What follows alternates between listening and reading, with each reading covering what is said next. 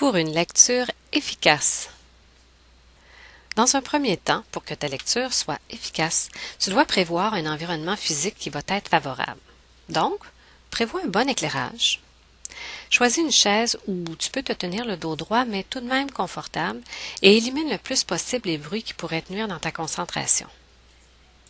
Toujours en vue de préparer ta lecture, prends d'abord un moment pour réfléchir au sujet sur lequel tu t'apprêtes à lire.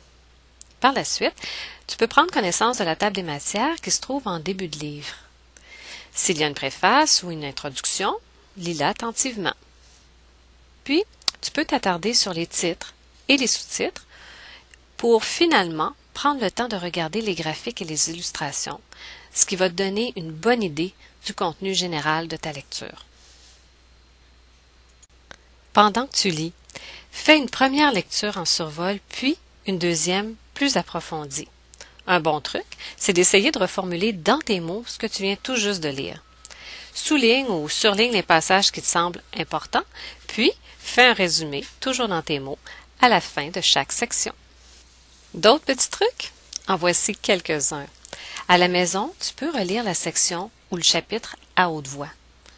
Tente de repérer les mots-clés et écris-les. N'hésite surtout pas à demander à ton enseignant de t'expliquer ce que tu as moins bien compris. Tu peux aussi consulter d'autres livres qui parlent du même sujet. Ça va t'aider à te faire une meilleure idée. Encore une fois, essaie d'expliquer dans tes propres mots ce que tu viens de lire. Finalement, pour que les idées restent dans ta tête, tu ne gagneras jamais rien à t'énerver en faisant ta lecture. Respire et reste calme.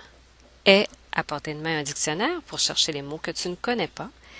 Garde toujours près de toi un marqueur pour surligner les passages importants et fais preuve d'un esprit ouvert. Bonne lecture!